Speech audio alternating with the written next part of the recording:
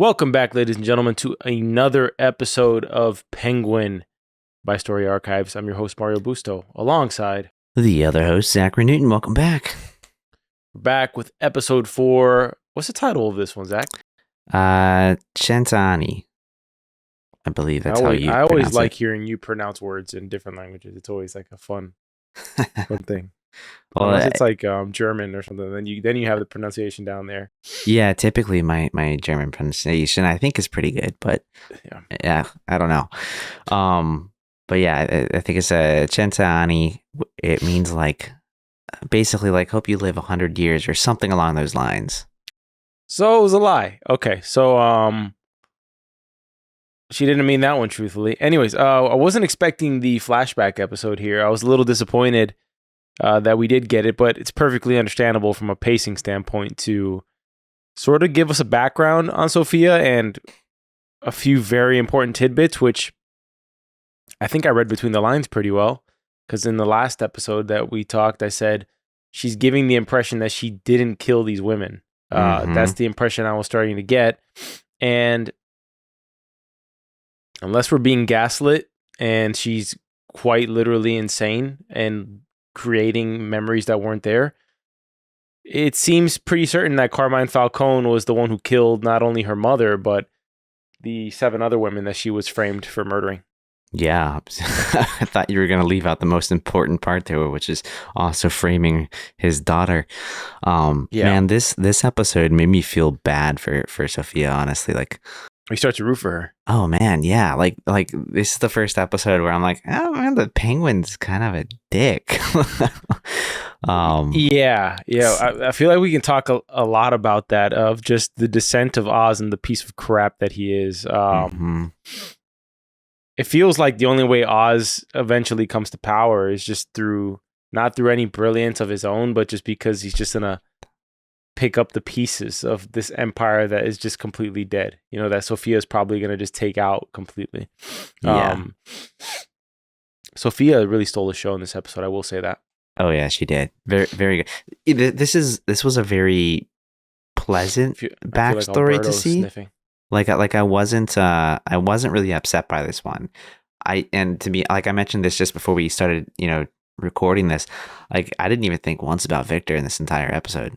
Like I was so sucked into this. It's a dark episode, but like dark as hell. A few moments that I didn't care for too much of how dark they were. Yeah. Go ahead. I wasn't sure how dark it was gonna get as we got towards the end of this episode. To be honest, I was like, "Oh shoot, she's gonna kill this little girl." It's like they've drawn the line though. Like their darkness is really from a violence standpoint. They don't really dive into like nudity and that department. And it's pretty clear. It's not too gruesome, which is actually rather surprising for an HBO show to me, honestly. Yeah. This has been relatively tame compared to many other things I've seen. It's a shame because she's really a sweetheart, really, and the system churns out. She pretty much becomes what they were trying to frame her to be, right? Yeah.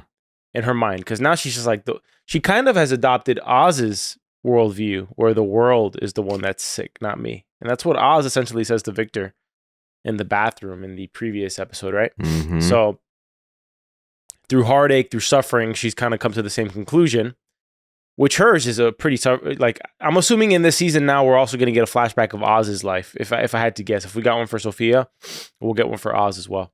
Yeah, I think we're going to have to. I mean, we got a flashback for Victor. We got one for Sofia. Little bit of Alberto in this, I guess.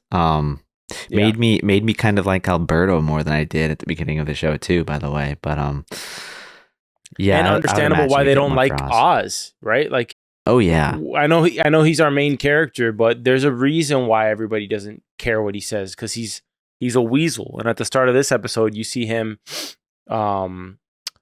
literally have the sniffles right now, bro. I literally feel like Alberto when he's sniffing at the table. You doing the drops, bro? Yeah, I don't know. The drops, man. Mario's over here popping these new drugs. I haven't even seen it, man. For real. Holy crap. In the beginning of the episode, we see that he switches up on Sofia like immediately with Maroni's wife, right? Mm-hmm. Or Marone, whatever I want to call her. Maroni. Which is interesting because they could have killed Sofia there. So now I'm thinking, Maybe Sofia teams up with the Maronis at this point. I don't think so. I think No? we're still going to have a war. I mean, I think it's pretty clear Sofia is going to team up with Johnny Vitti, at the end of this episode here. But no, I think we're going to have 3 different groups kind of all going at everything, going at the operation. Because you've got, Sofia's, the family didn't want in on this new drug or anything to do with this at the moment. So now they're all dead. She's going to get with Johnny Vitti. Penguin wants his own, thing because he wants to rule the world here. And you got the Maronis who are screwed over, who now want in on the operation as well. And let's not forget the people that they started to sell the drug to, Sofia and Oz. So actually, maybe we'll have 4. I don't know. I don't even know how Oz gets re-involved here, other than having the information to steal the operation, right? Possibly. Yeah. We got to see where Oz picks up. Maybe Oz teams up with the group from the last episode that they were selling this to. They were trying to get to invest into this new drug because Oz is not trusted by any. Yeah, the triads. Thank you. Oz is not trusted by anybody right now. He was barely trusted by the triads, but he sure as shit is not trusted by the Maronis or the Falcones. So, I feel like the Penguin's gonna have to be forced to team up with somebody else because he doesn't have his own group of men anymore. Yeah. Were you as shocked as I was that Carmine was behind all the murders? Because I think up till now we were just kind of guessing Sofia did kill these women for some reason. Yeah, I think I was more surprised that Sofia didn't do it than I was that her father did do it. You know what I mean? Yeah. Because I had it in my head that she probably actually did do this and kill all these women. Crazy that she didn't. This, the whole episode, I totally thought that Falcone killed his wife, Sofia's mother. So that one wasn't really a surprise to me. The whole episode is really trying to make you feel like it's kind of obvious, I think. But, yeah, I was most surprised by him framing his daughter, like such a big switch of dude, the kingdom was yours, man. You screwed up. It felt a little sloppy, right? Because he goes from I'm gonna break all Italian tradition and make my daughter in charge of the mob to I'm gonna frame you for 8 murders or 7 murders, right? Yeah. So that was a little odd to me, that he just switched up that quickly. Although, think about it. If he had the city by the balls like that, right, where he's paying off the cops, he's paying off his family, he's paying off the judges, he's paying off the Arkham people. Yeah. So what if your daughter knows that you did what you did? You know what I mean? Yeah. If you're him, if you're an evil piece of crap, right? Yeah. He just would kill the reporter like he did, and then just go on with his business. She doesn't have to go to prison for it, right? Yeah. So that felt like a little bit like, okay, guys, you really want me to go along for the ride so she can go to Arkham and have her transformation into the evil, ringleader, revenge woman. Yeah. Which, by the way, she did look good when she was walking into the family dinner. She looked, she looked pretty good there. I'm not gonna lie. Yeah. She has the crazy eyes. I was talking to my cousin about this. He was like, she's got the crazy, those crazy eyes, but she's good. She's good in her role. In a sense, she's that perfect balance between she's sweet, but she's gonna gouge your eyes out too. It's funny that you say that because the thing I've been wanting to say is this episode made me feel like, oh man, she's such a sweetheart, right? Especially at the beginning of this, she seems like such a sweetheart, like a nice-hearted individual. And her father's trying to keep her it's protected from the family business and all that stuff, But I think one of the things that was a little shocking to me was kind of getting a glimpse of the timeline of things. As far as we know, she's lived most of her life. I don't know exactly how old she was before this whole thing went down. I said she was younger than 10. Hold on. Well, the birthday, the birthday. Well, she said she spent 10 years in Arkham, so let's figure this is 10 years later. Maybe so she's probably 30s. 30 now, so she probably went into Arkham when she was around 20. So she's lived 10 years as a kid. Her mother dies, looks like she killed herself. She's living the next 10 years of her life trying to like, help other women and all of that. So you get the sense that she's a sweetheart.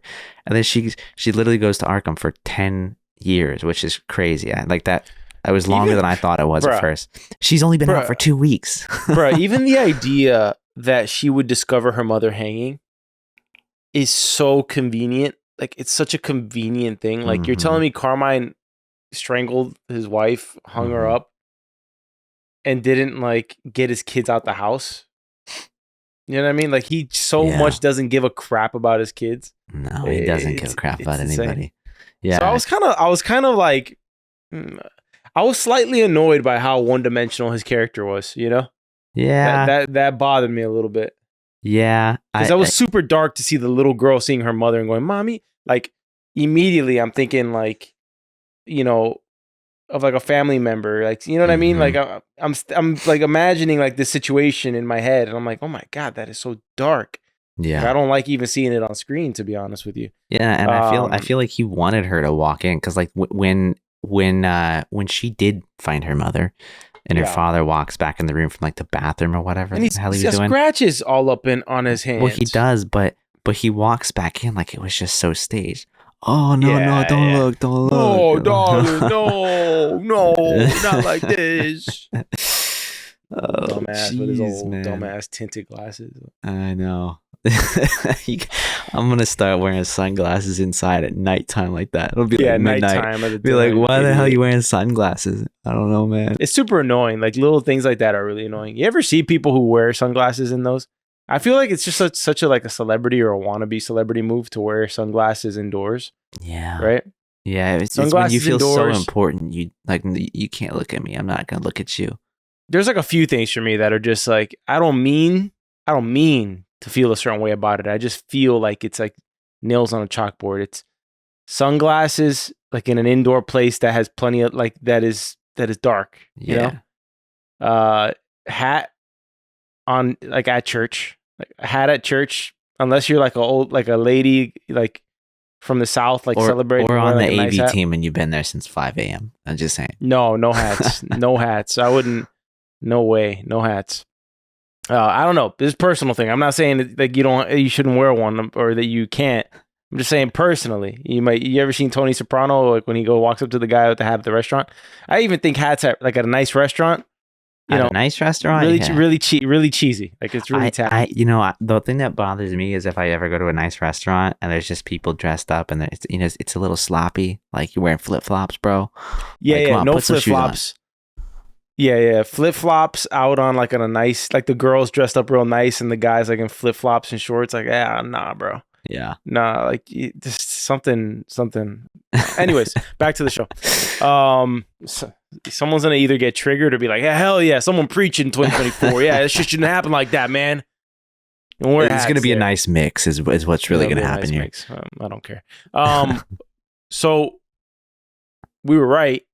Oz was found out, or at least maybe I was right. Did you also think that Sofia was in that moment going to find out that Oz killed Alberto? I don't know if we talked about it being in that moment, but I'm not surprised by it. I mean, like, I feel like she's going to find out everything. At the very least, she's going to have found out that, he's been playing her. I mean, the reality is he's been playing both sides, but... Well, she finds it out in this episode because she looks at him and then he goes, his voice cuts out. And so it's kind of like that military movie when the grenade goes off nearby and they're like, get up. And then the audio clears out. It's just screaming. And eventually he comes back in with a high pitch ringing. Classic. She finds out that Oz killed her brother, but it's like she doesn't take him seriously, and nobody does still, because she still doesn't go after him immediately.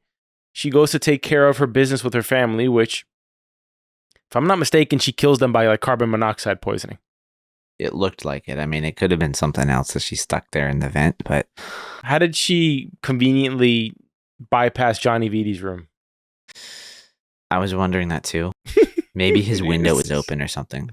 Oh. Was she in his room when she went to smoke that cigarette earlier? Because remember, she opened up a window. Can we fast forward to what that room looked like and then go to Vidi's room? Yeah, we can. That would be a bit convenient, though. Wouldn't that kind of save everybody? Nah, not if his like door's shut or something, you know. She's very precise. Like she must be like a physicist. I mean, it does. There's like a guitar and a speaker in there when she's going to Okay, so smoke the guitar and cigarette and opens the speaker. window. No. And then if we go towards the end of the episode, what have we got in here? The second, I don't know. I don't. It doesn't feel like she. Let's see. We're gonna find out when she turns towards the bed. But I think they do a direct shot. They don't pan with her. Oh, they. Oh, it pan is the with same her. room. There's a It guitar. is. Yeah, guitar and speaker. So they cross. So she cracked the window. Okay, so she cracks the window. She spares the little girl. The second really dark thing in this episode is that she kills the little girl's mother. Yeah, I think everybody's dead except I'm Johnny. Positive that she killed Carla, which is a bit too dark for my taste. But then again, this is a show about the villains in the Batman universe, right? So she ain't gonna be good. I just think we're always looking for good. Yeah, there's not really a lot of good in people here. Also, am I wrong in saying that Carla was one of the people that like said that she was crazy, was sick mentally? Yes, I believe she was. Yeah, so I get everybody at that table. Yeah, I do get it. I'm surprised she let Johnny Vitti live. Well, I take that back. She has a lot of. Well, no, I was gonna say she's got a lot of dirt on Johnny Vitti, but at the same time, like he just killed everybody who would give a shit. She needs Johnny Vitti, I think, still because of the triads, if I'm not mistaken. Yeah, you're right. That's true.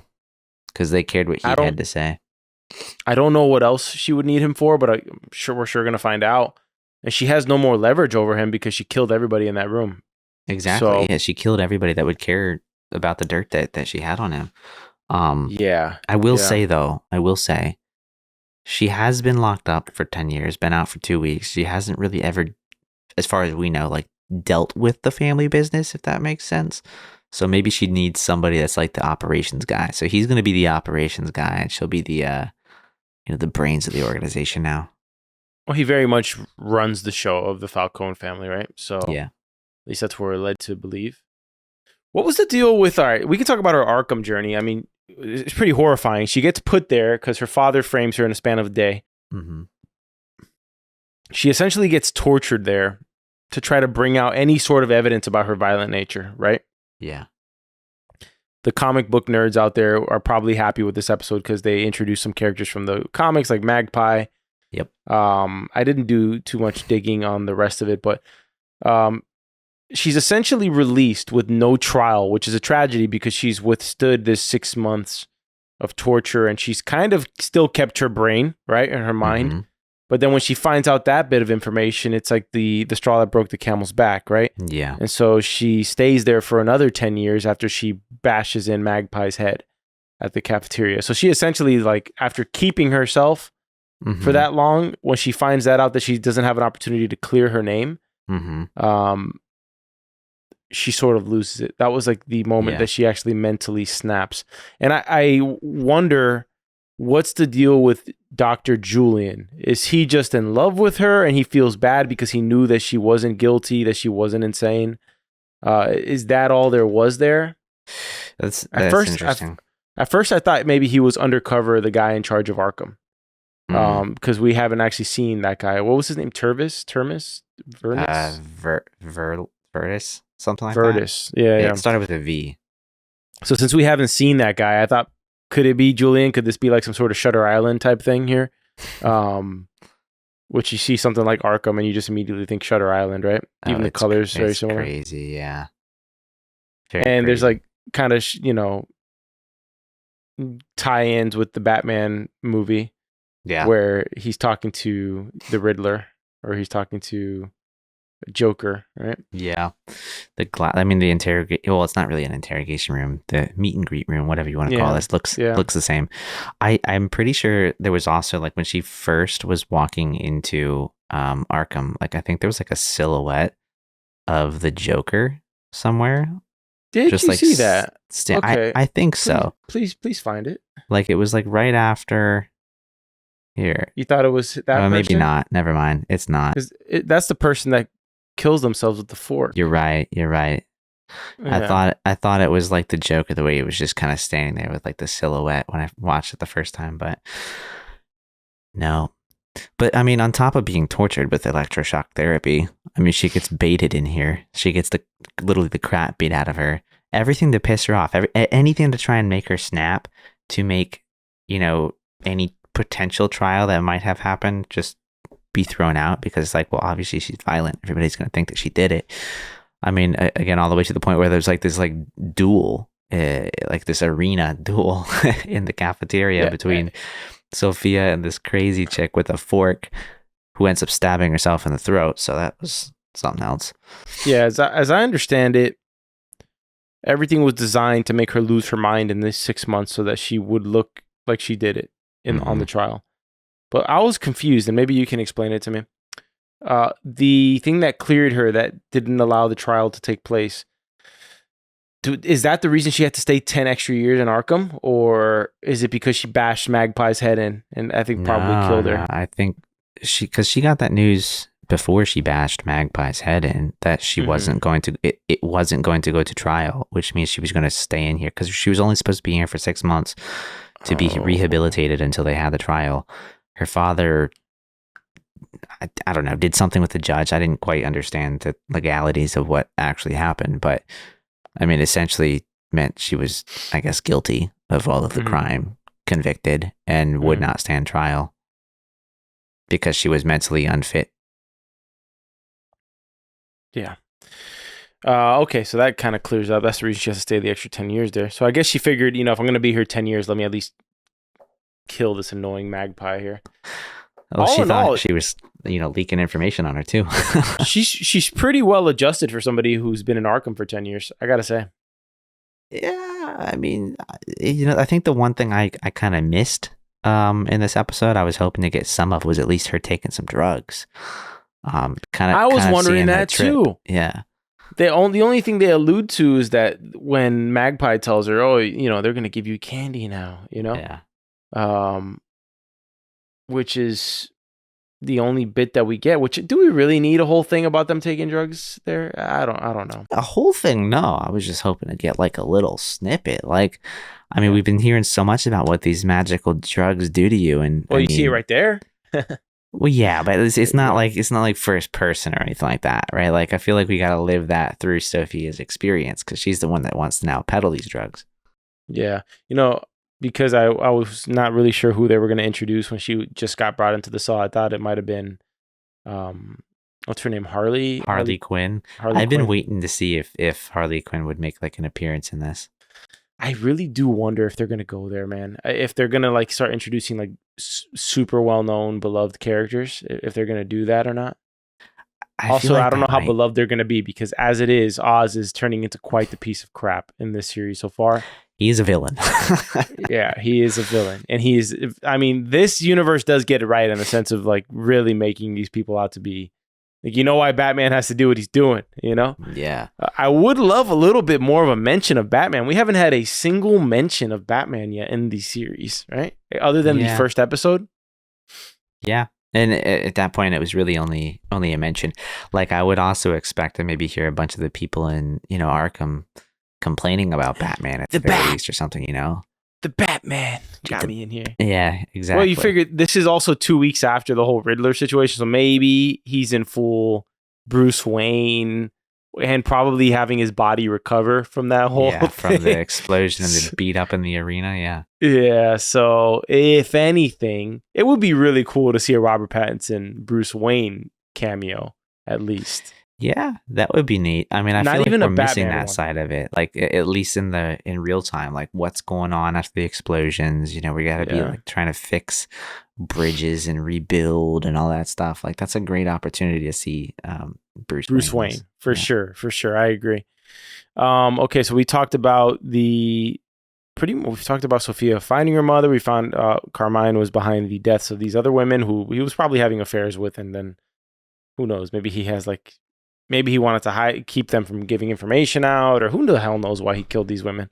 They don't really ever get into that either.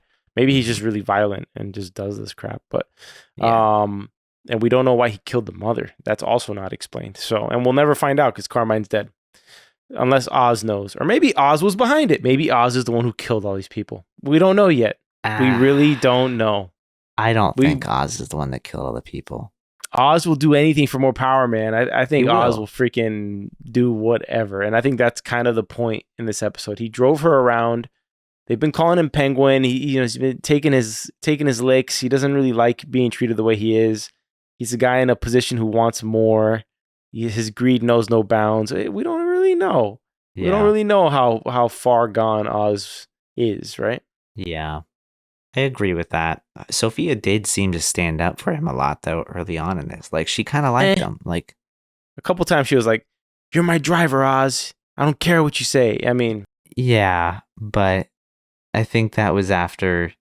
Look, that was after she received news that confirmed her suspicions about her father. I get the emotional instability there. But, like throughout the episode, even when Alberto was like calling him Penguin, she's like, don't call him that. Be nice, blah, blah, blah. So well, I think she was also naive, which kind of makes it weird that Carmine would make her in charge of the mob. I think that aspect was a bit of a stretch because she should have known better than have Oz drive her to go meet this reporter, right? Yeah. I mean, if it's something that serious that you're trying to keep in secret, you think you'd go yourself. But then again, that might raise suspicion too. So if you think that this guy, this driver of mine is super loyal, he's loyal to me, I get it. But again, like that plays into like the naive hand that you're talking about. So where does Sofia go from here? It's about setting up the drug trade and establishing the order of, Gotham the way she sees it. Is that she also seems kind of very anti-man in this episode, considering all the stuff she says, like, I've been lied to by men my whole life. Yeah. So is she on to be like a typical Batman villain where she has a sort of philosophy that only she can bring into existence and bring Gotham under her rule? Like, is she just going to be another Carmine and take over? What's the play here? I'm not quite sure. I mean, I do think she's gonna have to go to war with the Maronis because they've been pulled back into the fold recently. Mm-hmm. So I do think that we're gonna have a lot of like fighting there. It just all seems to be about like, hey, who's gonna get this drug and get it out? Like she didn't seem to really have anything else in mind for the family business. It was just this new big thing that she wanted to, get going to start bringing in more money. So beyond that. So what's next, Zach? What's next? Give me like a next episode prediction of where is she going from here? What are her next 1, 2, 3 steps? Yeah. Next episode, I think she's going to end up meeting up with the triads. And, triads. Yeah. So they're going to start to,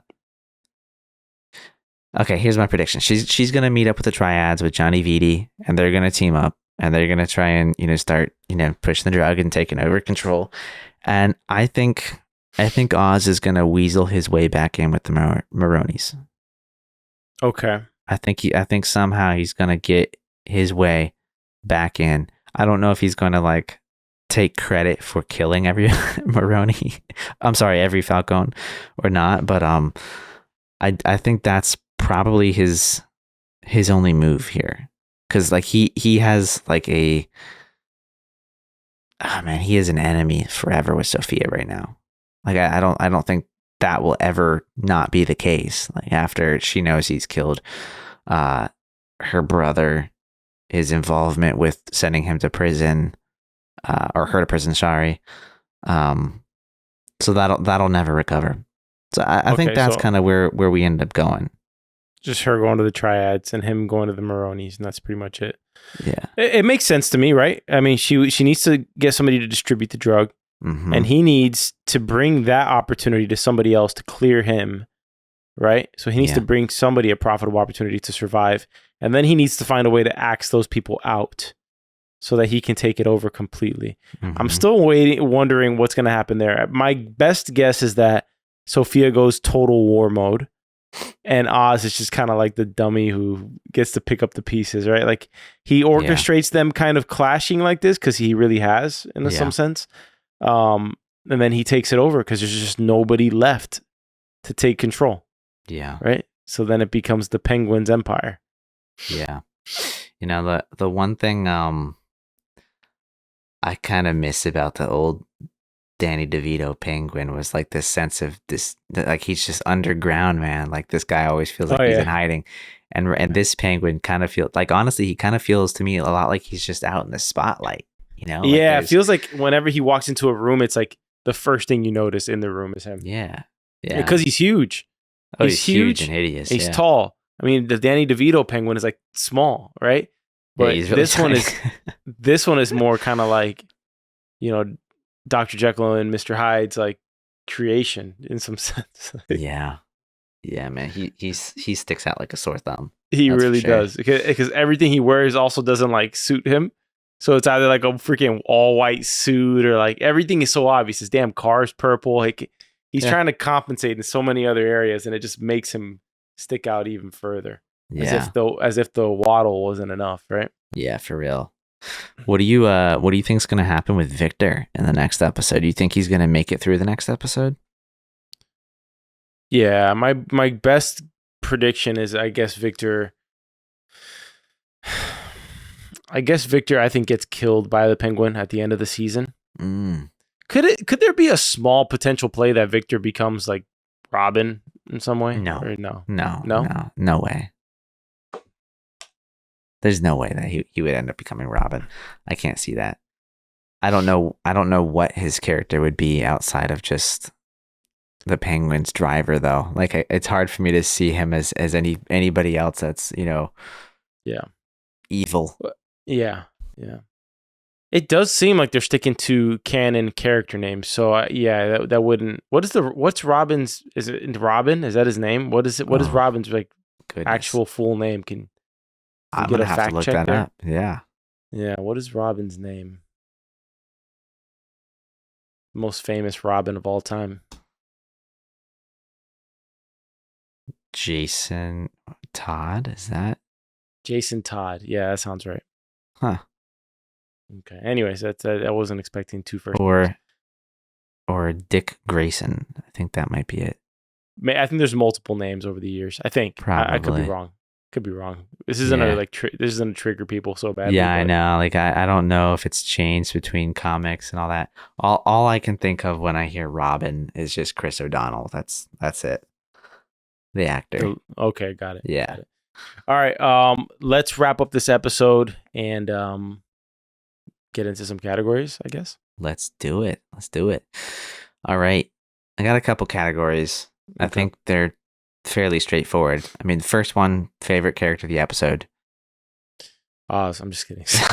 Sofia. It's got to be Sofia. There's obvious. Almost only Sofia through this whole episode, which is kind of wild. Favorite scene.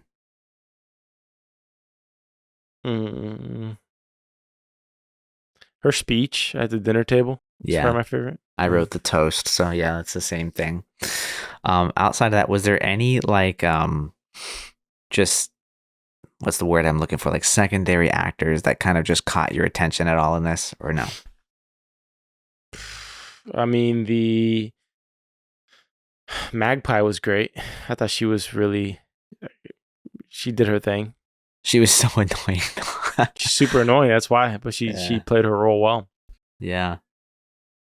I have to say so. If I had to give anyone that credit, it might be Julian, just because I feel like there's something there. Like I don't know what we're gonna get out of that whole relationship, but I feel like we're gonna get something else. Like I don't think we established that character just so she had somebody to call in this episode or the last episode.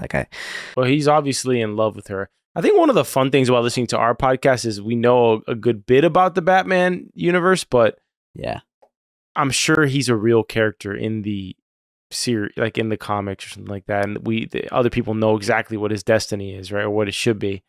But for us, we're literally kind of just finding it out of what it's going to be. Penguin, though, I feel like they're making this up. Like, I don't think any of this is in the comics or anything like that. Yeah. I feel like a lot of this is made up to give depth to the Matt Reeves universe. But I could be wrong. These are all things I'm going to verify after the series is over. I would be surprised if like the comics ever went like that deep into backstory on some of the villains. I just don't know that they would do that. Okay, how about the darkest scene of the episode? Oh, jeez.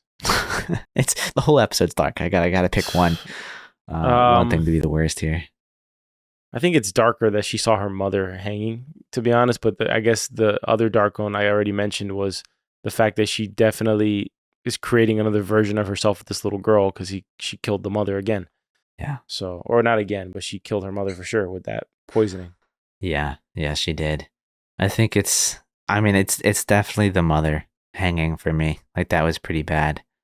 But not that it's necessarily dark, but the other thing that was just like the most frustrating with this episode was how quickly she just got framed by her father after that. Like that was rough. Like just trying to think about like being in her shoes and going through all of that for 10 years. That's crazy. Yeah, I agree. Anything else? No, those are all the categories I got. Perfect. Okay. All right, let's wrap this up, shall we?